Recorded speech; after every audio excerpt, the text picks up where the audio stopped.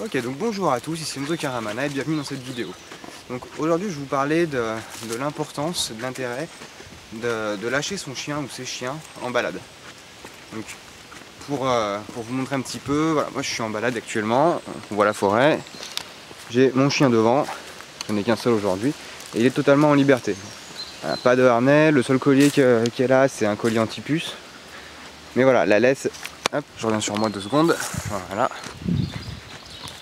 Donc la laisse, elle est là, voilà, accrochée à mon cou. Vraiment au cas où j'ai besoin de m'en servir, mais c'est vraiment exceptionnel. Et voilà, donc je vais vous expliquer pourquoi moi je lâche mes chiens et pourquoi vous devriez faire la même chose.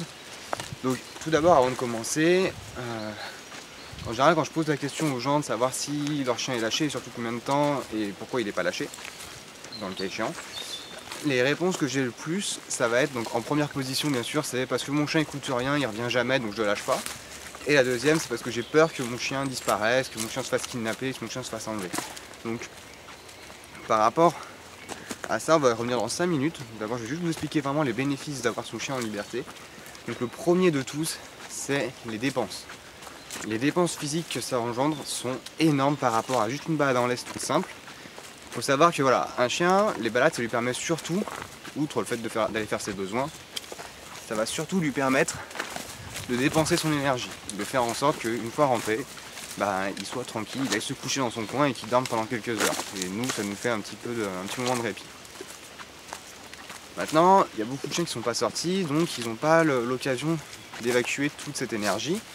Et ce moment où ils sont sortis, c'est en laisse. Et si c'est votre cas, vous savez très bien comment ça se passe. Si votre chien n'est pas sorti depuis plusieurs jours, qu'il a énormément d'énergie, que vous le sortez avec une petite laisse, ça va être la catastrophe. Le chien va se mettre à tirer, va couiner, va aboyer, va essayer de sauter sur tout le monde. C'est un débordement d'énergie maximal. Donc dans ces cas-là, plutôt que de vous énerver avec la laisse, en tirant sur la laisse pour le remettre au pied, ou en essayant de le rappeler tout le temps à l'ordre, la meilleure solution et la plus simple à mettre en place, c'est lâcher la laisse. Voilà. Si vous lâchez la laisse, que votre chien est en liberté, il ne tire plus sur la laisse, donc vous n'avez plus besoin de vous énerver toutes les 5 minutes pour qu'il arrête de tirer, parce que de toute façon il ne tire plus. Et l'autre avantage, c'est vraiment que ça va être fatigant pour le chien. Le fait de faire toute une balade à votre rythme, le chien il va frustrer parce qu'il ne pourra pas aller, il ne pourra pas courir, il ne pourra pas aller sentir les brins d'herbe, ou les pâquerettes, ou courir après les papillons, ou s'il croise un chien, il va devoir rester à votre pied parce que peut-être que vous ne le lâcherez pas pour qu'il aille jouer avec son copain. Alors s'il est en liberté, généralement il va aller courir dans tous les sens, il va s'exciter pendant le temps de la balade, il va y sentir tous les brins d'herbe, il va chasser les papillons, s'il croise un chien il va pouvoir aller jouer avec lui en liberté, courir, et les niveaux de dépenses il sera 10 fois plus fatigué que s'il avait passé toute la balade en laisse. Et autre gros point, c'est que vous serez beaucoup plus détendu et vous passerez une meilleure balade, vous pourrez profiter de la balade.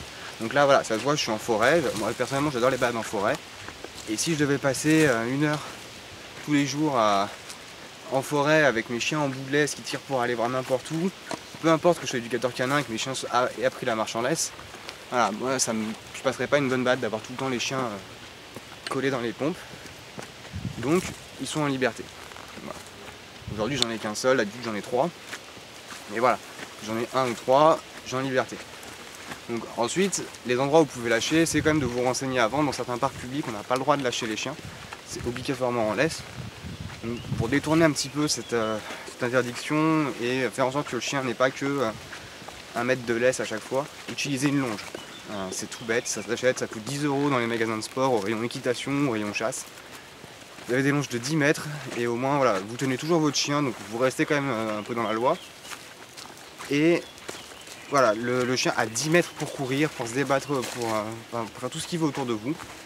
Ça demande un petit peu de gestion au début, mais une fois que vous avez compris le principe, il n'y a pas de souci particulier avec ça. Ça vous permet aussi de pouvoir donner un peu plus de distance avec votre chien s'il ne revient pas au rappel, ou s'il ne vous écoute pas, ou si vous avez peur de le lâcher parce que vous avez peur qu'il lui arrive quelque chose. Là au moins c'est un peu de la semi-liberté, voilà. Il a 10 mètres pour aller se balader, mais vous tenez toujours le bout de la longe. Et petit à petit, vous pouvez lâcher la longe dans les endroits où vous pouvez, en tout cas. Vous pourrez lâcher la longe, donner un petit peu plus de liberté. Voilà. Donc par rapport aux contraintes qui font qu'on lâche pas forcément son chien de partout, qu'on n'ose pas lâcher son chien.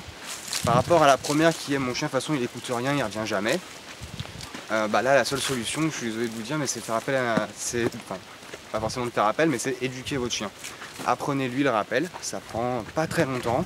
Je sais, voilà, moi en une séance, 2 séances, grand maximum, un chien normalement revient au rappel si vous faites bien les choses. Si vous respectez les consignes, il n'y a pas de souci. Donc si vous habitez autour de Lyon, vous pouvez me faire appel à moi. Là, il n'y a pas de souci, je peux me déplacer pour un cours ou deux, juste histoire d'apprendre le rappel au chien, pour me mettre sur les rails, et après vous pouvez partir tout seul, il n'y a pas de souci.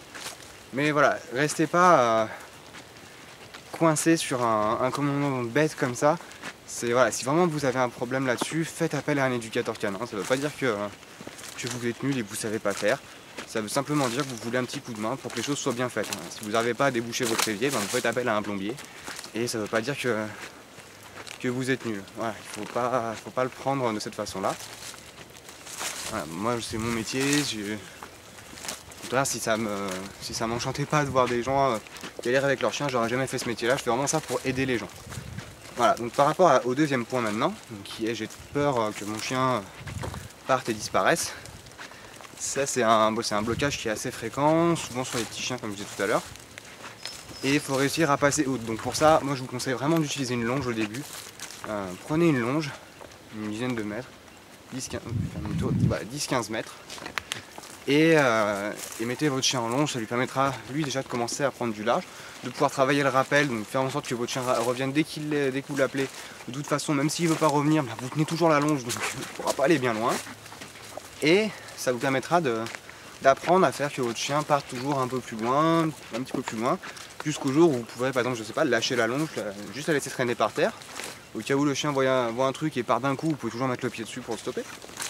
Ça peut être une bonne solution, c'est ce que j'apprends pour le rappel. Quand un chien revient vraiment pas, je le travaille comme ça, avec une longe.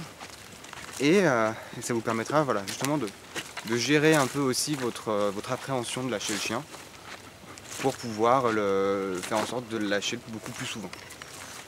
Voilà, donc écoutez, la vidéo touche à sa fin, j'espère que j'ai pas été trop brouillon, c'est une première vidéo, donc voilà, il y en aura d'autres, de toute façon pour me rattraper le coup. Donc voilà, n'oubliez pas qu'une balade en liberté, ça fatigue le chien 10 fois plus qu'une balade en laisse. Vous, ça vous fatiguera 10 fois moins parce que vous aurez 10 fois moins de problèmes à vous faire entrer dans les fossés ou à droite, à gauche toutes les 5 minutes parce que le chien a trouvé une odeur. Et n'hésitez pas à trouver des lieux comme ça où vous pouvez lâcher vos chiens. Voilà, moi aujourd'hui je suis en forêt, je suis à 4 minutes en voiture de chez moi. Donc oui, tous les matins, voilà, je prends la voiture pour 4 minutes avec les chiens dans le coffre. Je vais faire une balade en forêt, ça vous permet d'être claqué toute la journée après, de bien se dépenser à fond. Et voilà, donc si pour avoir la paix, pour que mes chiens restent en forme et soient au taquet toute la journée, soient heureux toute la journée d'avoir fait leur grande balade, il faut que je prenne la voiture 4 minutes le matin, c'est pas ça qui va me tuer. Voilà, si je prends pas la voiture 4 minutes, je dois mettre 20 minutes à pied, à tout casser. Et ça permet d'avoir les chiens en liberté le plus souvent possible. Voilà, écoutez, moi je vous souhaite une bonne journée. N'hésitez pas à vous abonner à la chaîne YouTube ou à mettre un commentaire si vous avez aimé la vidéo, si vous voulez plus de précision, si vous rencontrez des soucis, si vous voulez connaître un éduc près de chez vous, vous n'êtes pas sur la région lyonnaise ou que vous ne voulez pas faire appel à moi. Il n'y a pas de souci, je vous répondrai. Vous pouvez aussi aller faire un tour sur le site pour avoir plus d'informations sur mes prestations ou pour prendre contact avec moi tout simplement. Voilà, donc écoutez, bonne journée et à une prochaine vidéo.